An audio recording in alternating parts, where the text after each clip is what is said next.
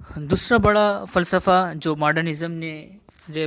میں ریشنلزم کے زیر اثر اور زیر فکر وجود پذیر ہوا، وہ نیچرلزم کا یا فطرت پرستی کا فلسفہ تھا۔ فطرت پرستی کی بنیاد بھی ایک طرح سے جو ہے وہ آزاد خیالی کے تحت پیدا ہوئی، یعنی انسان کو آزاد ہونا چاہیے، انسان کی فکر کو آزاد ہونا چاہیے، اور اس کو جو چاہے، جو اس کے دل میں چاہے، جو خواہش اس کی کہے تو وہ اس کو عمل کرنے کی آزادی ہونا چاہیے۔ تو اس کے تحت یہ نیچرلزم کا فلسفہ بھی، اور اس نیچرلزم کے فلسفے نے ایتھیزم کو، مذہب بیزاری کو اور الحاد کو بہت پھیلایا۔ نیچرلزم کا خلاصہ میں آپ کو بتا دیتا ہوں۔ یہ نیچرلزم کا مطلب یہ ہے کہ فطرت پرستی،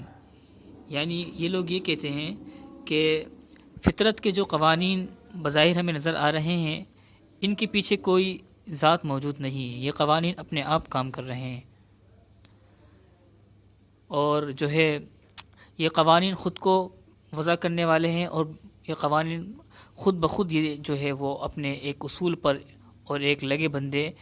طریقے سے چل رہے ہیں۔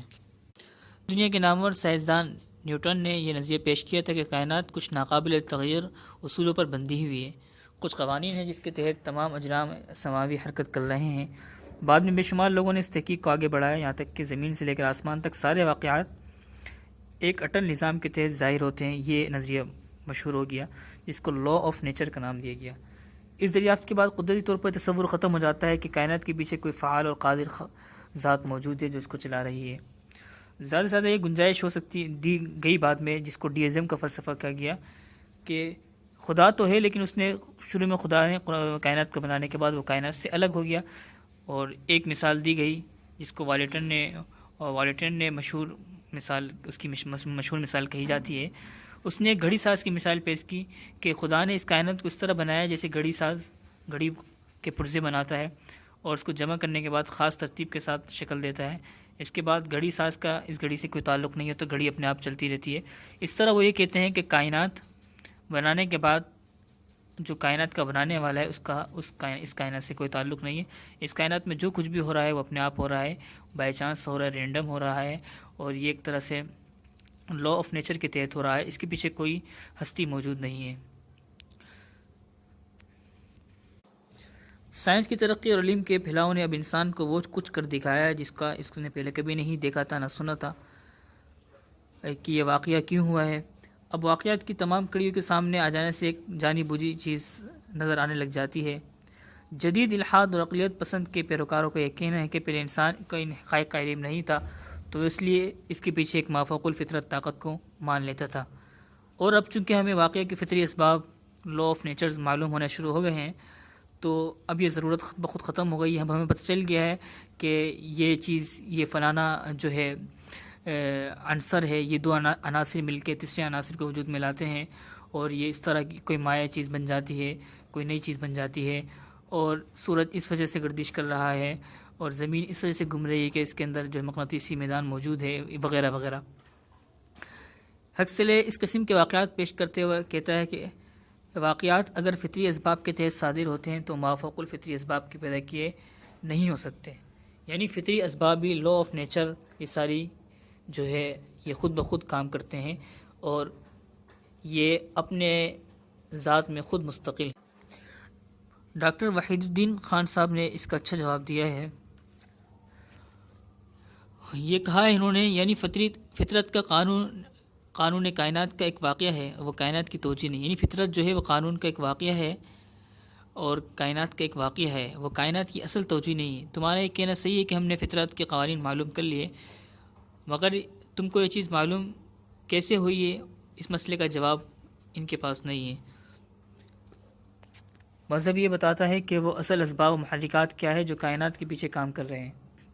جبکہ تمہاری دریافت سے اس مسئلے سے متعلق کہ کائنات جو ہمارے سامنے کھڑی نظر آتی ہے، اس کا ظاہری ڈھانچہ کیا ہے۔ جدید علم جو کچھ بتاتا ہے وہ صرف واقعات کی مزید تفصیل ہے، نہ کہ واقعے کی اصل توجہ بیان کرتا ہے۔ سائنس کا سارا علم صرف اس سے متعلق ہے جو کچھ ہے وہ کیوں ہے، وہ جو کچھ ہے وہ کیا ہے، اور کیوں ہے، تو اس کا جواب سائنس کے پاس نہیں ہوتا۔ اب ہم نیچرلسٹ جو ہوتے ہیں ان کو یہ بھی جواب دیتے ہیں کائناتی شعور سے، کائناتی دلیل سے، فطری قوانین کا موجود ہونا یہ بتاتا ہے کہ قوانین کے بنانے والا کوئی مقنن موجود ہے، اور کائنات کو جو انٹیلیجنٹ ڈیزائن ہے،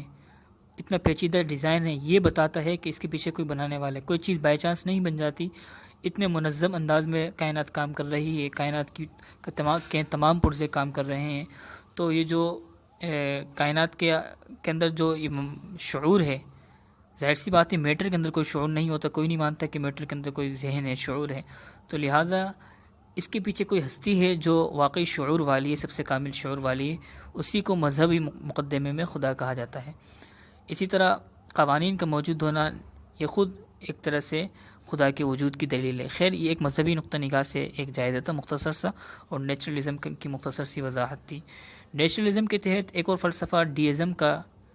پھیلا ہے، جس کا میں نے کچھ وضاحت کی ہے، کہ وہ یہ کہتے ہیں کہ چلو خدا کو مان لو، لیکن خدا نے کائنات بنانے کے بعد خدا کائنات سے الگ ہو گیا. خدا کا کائنات سے الگ ہونے کا نظریہ پہلے بھی قدیم فلاسفہ جو فلاسفہ یونان تھے ان کے ہاں بھی پایا جاتا ہے، اور وہ ان کے ہاں یہ عقول عاشرہ کی بحث فلسفے کی پرانی کتابوں میں ملتی ہے. ان کے ہاں بھی کچھ اس سے ملتا جلتا نظریہ ہے جو اس وقت ڈیزم اور جس کو مظاہر پرستی کہا جاتا ہے، اس کے تحت یہ فلسفہ کافی پھیلا ہوا ہے. اور کافی جو گزشتہ 300 سال کے فلاسفر تھے وہ ایک طرح سے ڈیسٹ تھے، یعنی خدا کے وجود کو تو مجبوراً تسلیم کر لیتے تھے، لیکن پھر وہ یہ کہتے تھے کہ کائنات میں خدا کا عمل دخل نہیں ہے.